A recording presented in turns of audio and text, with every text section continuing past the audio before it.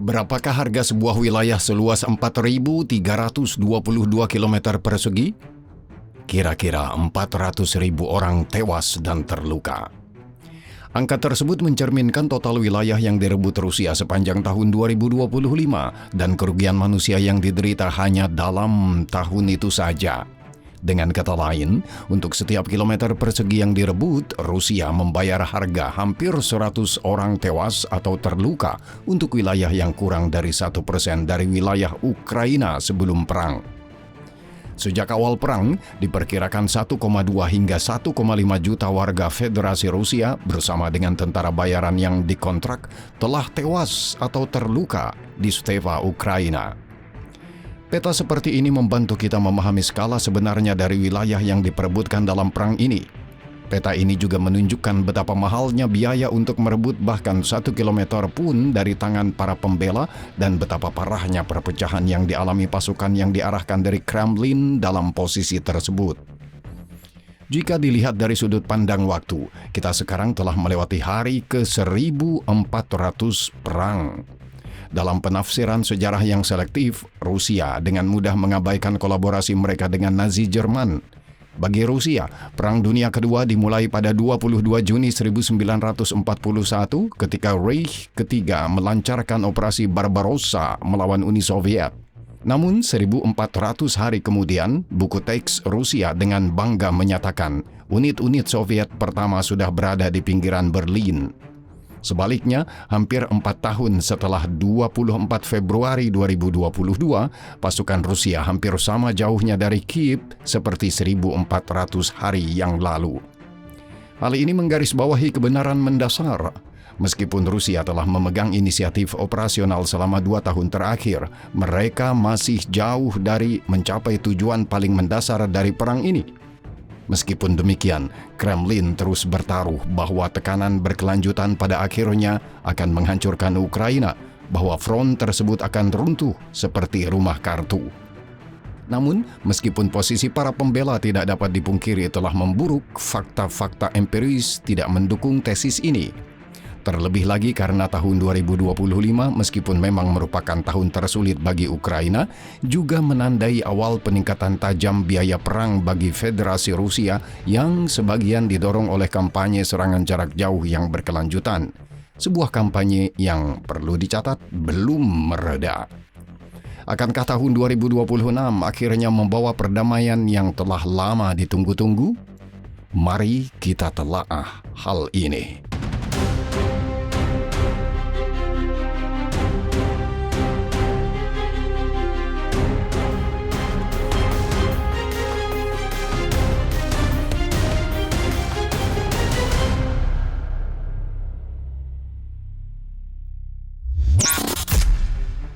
Bersamaan dengan peringatan keempat perang, momen saat ini juga ditandai dengan 1 tahun penuh masa kepresidenan Donald Trump. Mengatakan bahwa kembalinya dia ke Gedung Putih sangat menentukan bentuk perang pada tahun 2025 akan menjadi pernyataan yang sangat meremehkan.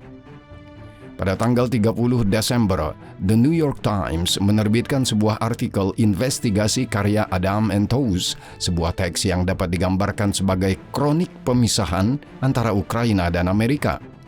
Entous mendasarkan uraiannya yang luas tentang hubungan antara kedua pemerintahan selama setahun terakhir pada lebih dari 300 wawancara dengan pejabat senior dari dunia keamanan, militer, dan intelijen.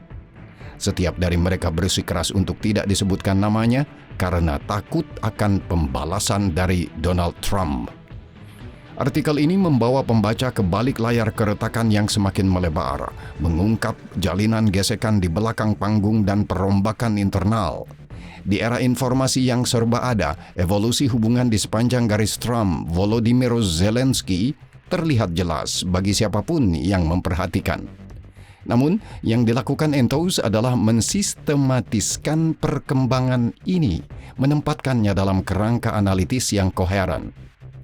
Satu tema muncul dengan sangat jelas, perjuangan antara kubu-kubu yang bersaing di dalam pemerintahan Trump. Di kubu yang disebut anti-Ukraina, tokoh sentralnya adalah J.D. Vance yang sejak awal menunjukkan sedikit simpati terhadap gagasan mendukung Ukraina dan malah berpendapat bahwa prioritas Amerika Serikat terletak di Asia, Timur Tengah, dan Amerika Selatan. Pandangannya dibentuk secara signifikan oleh Elbert Colby, seorang skeptis lain terhadap perjuangan Ukraina yang kemudian diangkat menjadi Wakil Menteri Pertahanan dengan wewenang luas atas arah kebijakan luar negeri dan pertahanan. Namun, nama yang paling sering muncul dalam uraian Enthous adalah Pete Hegseth. Hegseth, yang digambarkan oleh penulis sebagai orang yang paling kurang berpengalaman di antara para pendukung Trump yang paling terkemuka, menjabat sebagai Menteri Pertahanan yang sekarang semakin sering disebut sebagai Departemen Perang tanpa posisi yang jelas mengenai Ukraina atau Rusia. Yang membuat hal ini semakin mencolok adalah rekaman daring tahun 2022 masih menunjukkan Hegseth dengan keras mengecam invasi Rusia. Dalam beberapa bulan berikutnya, ia akan berkembang menjadi salah satu tokoh garis keras anti-Ukraina terkemuka di pemerintahan. Kelompok ini juga termasuk Andy Driscoll, rekan dekat Vance, Jared Kushner, dan Steve Witkoff, tokoh-tokoh yang dikenal karena hubungan dekat mereka dengan utusan Kremlin, Kirill Dmitriev. Yang kurang dikenal, tetapi bisa dibilang lebih menarik, adalah kisah mereka yang terus mendukung perjuangan Ukraina. Kate Kellogg, yang berusia 80 tahun, utusan khusus Amerika Serikat untuk Ukraina, muncul sebagai sosok yang berada di posisi yang sangat sulit. Di satu sisi, ia berusaha menjaga kepentingan Ukraina tetap berada dalam perhatian Trump. Di sisi lain, ia beroperasi dalam lingkungan yang sangat bermusuhan dengan banyak orang di dalam pemerintahan menunggu dia tersandung. Pada suatu saat, menurut penulis, Trump dilaporkan menyebut Kellogg sebagai orang bodoh. Tokoh pendukung Ukraina lainnya yang diam-diam adalah Christopher Cavoli, Komandan Pasukan Amerika Serikat di Eropa dan Koordinator Utama Bantuan Militer Amerika untuk Ukraina. Atasan langsungnya adalah Hegseth. Berulang kali, Cavoli mengirim email ke Pentagon mendesak agar bantuan segera dicairkan dan ditingkatkan. Ia hampir saja dipecat karena sikap pro-Ukrainanya. Secara lebih luas, militer Amerika Serikat sebagai sebuah institusi sebagian besar berpihak pada Ukraina dan banyak perwira yang menanggung akibatnya. Sejumlah jenderal yang tidak disebutkan namanya dalam artikel tersebut kehilangan jabatannya. Salah satunya adalah Charles Q. Brown Jr. yang diberhentikan pada bulan Februari. Namun, sementara Departemen Pertahanan seringkali bertindak di luar kebijakan politik, terutama ketika Hegseth menangguhkan pengiriman ke Ukraina tanpa otorisasi Trump, lembaga Amerika lainnya yang berpengaruh berupaya mengimbangi pengabaian terhadap Ukraina secara de facto. Lembaga itu adalah Badan Intelijen Pusat, CIA. Seperti yang disebutkan dalam artikel, sementara Hegseth meminggirkan para jenderal pendukung Ukraina, Direktur CIA Radcliffe secara konsisten melindungi upaya para perwira bawahannya untuk Ukraina. Ia mempertahankan kehadiran badan tersebut di negara itu dalam kekuatan penuh. Pendanaan untuk program-programnya di sana bahkan meningkat. Berkat dukungan intelijen yang diberikan CIA, Ukraina mampu memperluas kampanye serangan jarak jauhnya. Di sini, teks tersebut menawarkan detail yang sangat mengungkap. Para ahli CIA dilaporkan membantu mengidentifikasi titik lemah kilang minyak Rusia, elemen infrastruktur yang paling sulit diganti atau diperbaiki, dan penghancurannya dapat menutup fasilitas tersebut selama berminggu-minggu atau bahkan berbulan-bulan. Menurut CIA, biaya harian serangan Ukraina terhadap kilang minyak Rusia meningkat hingga $75 juta per hari. Badan tersebut juga dikatakan telah membantu operasi yang menargetkan armada bayangan Rusia. Serangan-serangan itu perlu dicatat, masih berlangsung. Poin yang akan kita bahas sesaat lagi. Dan Trump sendiri?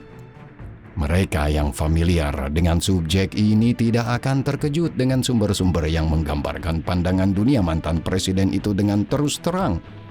Pandangan dan keputusan Trump biasanya dibentuk oleh orang terakhir yang dia ajak bicara atau oleh hal terakhir yang menarik perhatiannya di Fox News. Dalam penggambaran Enthous, Trump muncul sebagai sosok yang tidak menentu, cenderung berpihak kepada siapapun yang dianggapnya lebih kuat. Hal ini menurut penulis membantu menjelaskan upayanya yang tidak logis untuk menyenangkan Vladimir Putin serta permusuhannya terhadap Volodymyr Zelensky yang konon pernah disebutnya sebagai bajingan. Artikel ini juga memberikan detail menarik di balik layar tentang pembicaraan yang diadakan di Jeddah pada 11 Maret, di mana delegasi Amerika dan Ukraina bertemu.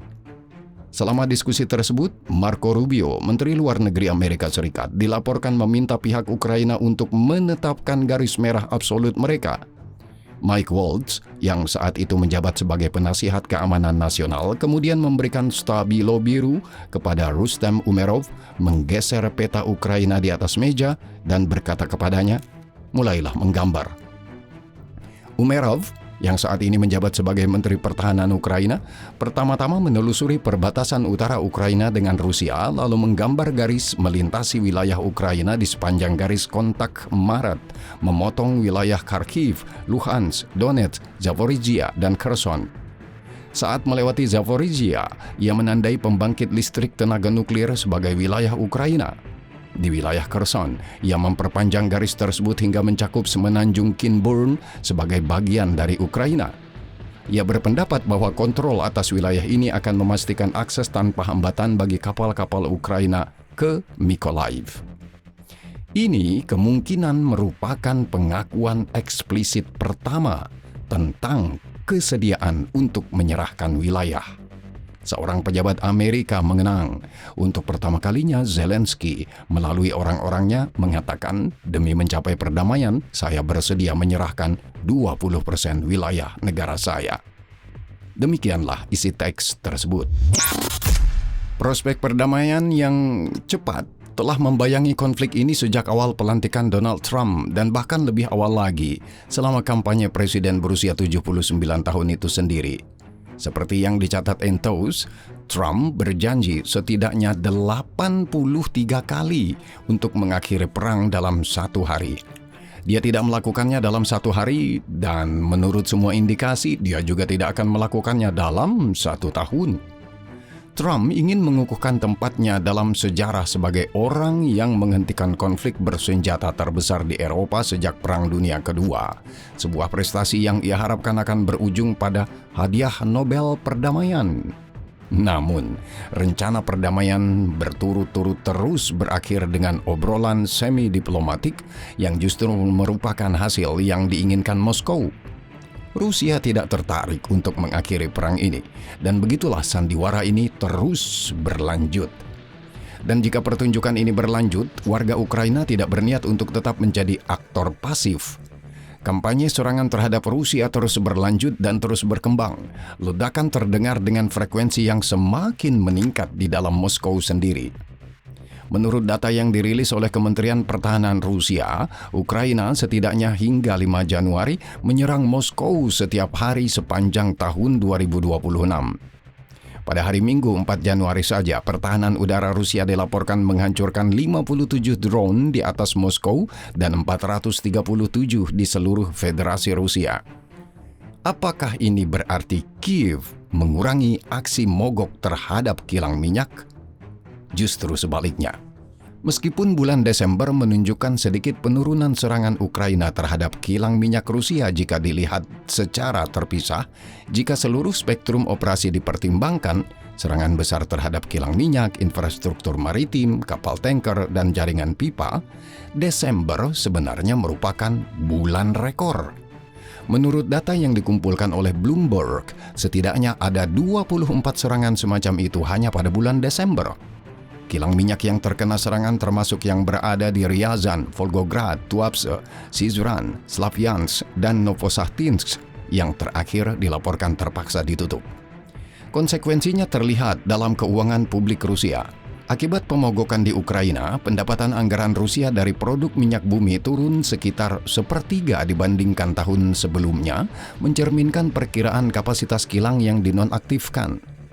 Menurut perhitungan Bloomberg, berdasarkan data dari Kementerian Keuangan Rusia yang diterbitkan pada awal Desember, pendapatan pajak terkait minyak turun 32% pada bulan November menjadi 413,7 miliar rubel, sekitar 5,3 miliar dolar Amerika Serikat. Total pendapatan minyak dan gas menurun 34% menjadi 530,9 miliar rubel. Artinya hanya satu hal. Tekanan pada ekonomi Rusia tidak mereda, melainkan semakin meningkat. Di antara banyak indikator yang mendukung penilaian ini, grafik ini sangat informatif. Garis hijau mewakili likuiditas dalam sistem perbankan Rusia, sementara garis biru yang disebut operasi repo menunjukkan berapa banyak bank meminjam dari Bank Sentral Rusia dengan jaminan. Menurunnya likuiditas berarti bank-bank semakin kesulitan membiayai diri mereka sendiri di pasar terbuka. Sebaliknya, operasi repo merupakan saluran pendanaan darurat yang disediakan oleh Bank Sentral. Fakta bahwa kedua jalur ini semakin berbeda merupakan tanda peringatan yang jelas. Bank-bank tersebut saling tidak percaya atau terjadi kekurangan uang real yang semakin besar dalam sistem. Terlebih lagi, bank-bank Rusia telah menerima 850 miliar rubel dari dana kekayaan nasional Rusia. Situasi ini semakin diperparah oleh kondisi ekspor minyak Rusia. Tidak hanya berkurangnya minyak yang mencapai pasar akibat pemogokan di Ukraina, tetapi minyak yang terjual pun diperdagangkan dengan diskon besar. Pada akhir Desember, harga minyak mentah Rusia dilaporkan turun hingga serendah $33 per barel. Kremlin telah mencoba menstabilkan situasi melalui penjualan obligasi pemerintah secara terus-menerus.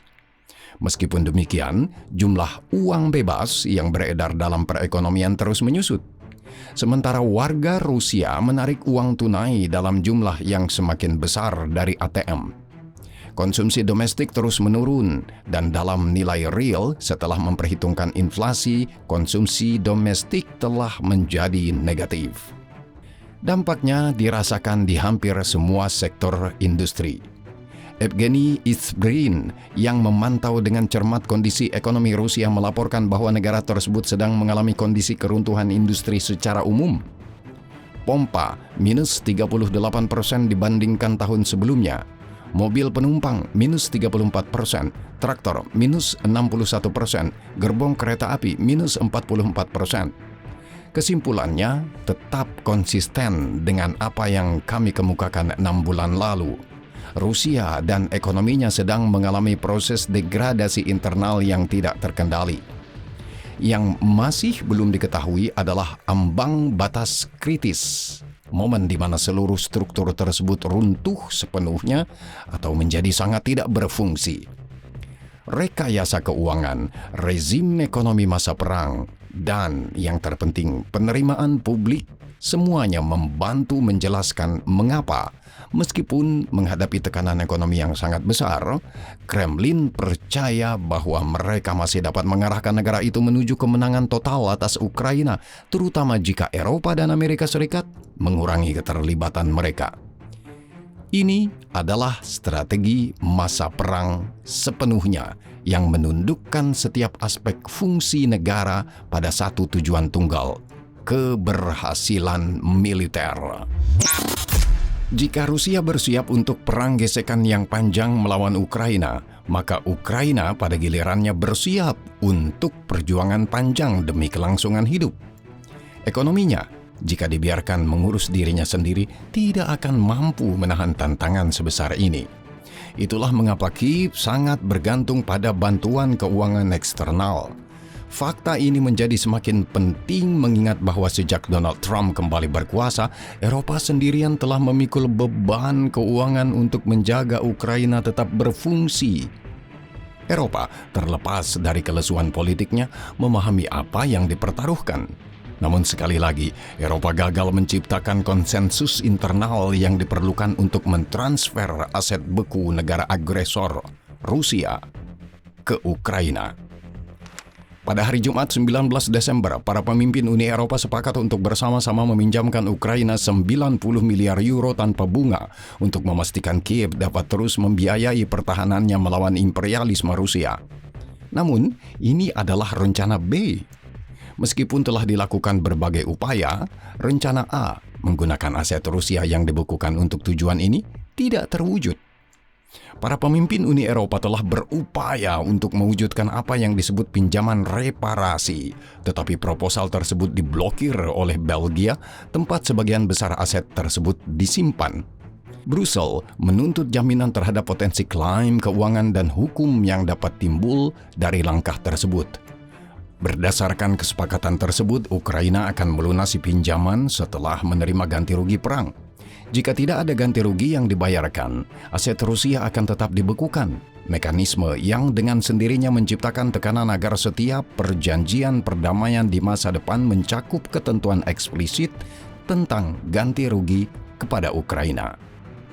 Untuk mendukung upaya-upaya ini, sebuah badan baru-baru ini didirikan di Den Haag, Komisi Internasional untuk Reparasi bagi Ukraina, yang bertugas mengumpulkan dan mensistematiskan dokumentasi kerusakan yang disebabkan oleh agresi Rusia.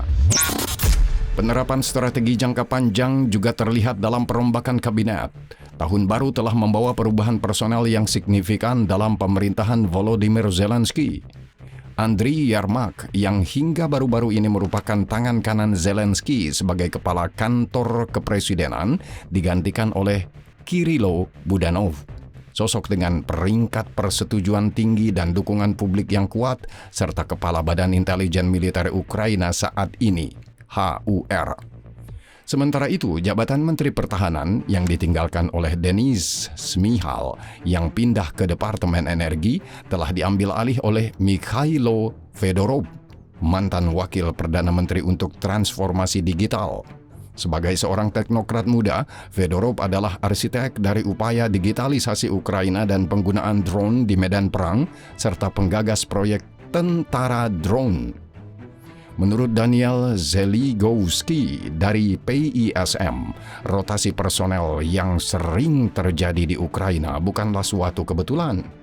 Presiden Zelensky menempatkan kepemimpinan pribadi di atas institusi, memperlakukan rotasi sebagai alat untuk meningkatkan kinerja negara, sebuah respons alami terhadap tantangan dan masalah yang terus berkembang.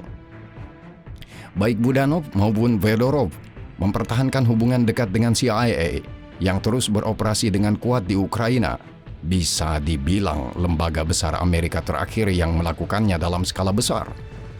Kedua pria ini juga menikmati persepsi publik yang positif dan sampai batas tertentu berasal dari luar sistem yang kaku dan kolot.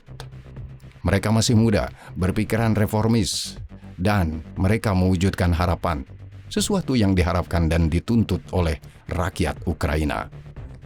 Tidak semua perubahan disambut baik. Vasil Malyuk, Kepala Dinas Keamanan Ukraina dan arsitek beberapa operasi khusus yang spektakuler, termasuk operasi Spiderweb, serangan terhadap jembatan Crimea, dan pengembangan kampanye serangan drone maritim, telah mengundurkan diri dari jabatannya. Malyuk juga dikaitkan dengan tindakan terhadap Badan Anti Korupsi NABU dan SAPO yang berperan penting dalam menjatuhkan Yermak. Ia diperkirakan akan tetap berada di Dinas Keamanan Ukraina dalam kapasitas yang berbeda.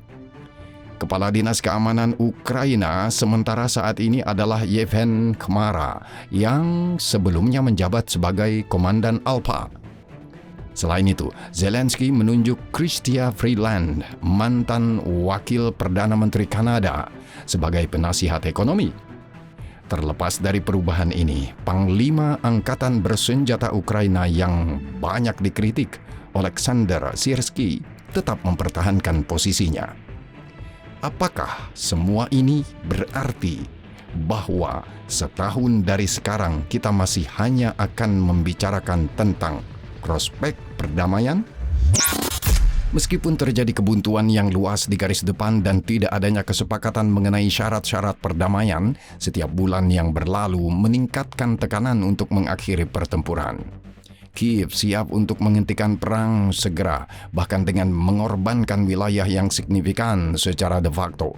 Namun Vladimir Putinlah yang menolak, bertaruh bahwa terobosan akan segera terjadi. Namun Rusia, terlepas dari narasi favoritnya sebagai raksasa yang tak dapat tenggelam, menghadapi tekanan yang semakin meningkat. Semua tanda menunjukkan bahwa mau tidak mau, tahun 2026 akan memaksa Moskow untuk duduk dalam perundingan perdamaian yang sesungguhnya, tanpa tipu daya. Sementara itu, pertemuan diplomatik lebih lanjut yang bertujuan untuk mempersiapkan landasan bagi tahap akhir tersebut berlangsung pada hari Selasa. Kali ini di bawah naungan koalisi sukarelawan di Paris. Perwakilan dari 35 negara berpartisipasi, 27 diantaranya di tingkat pemimpin.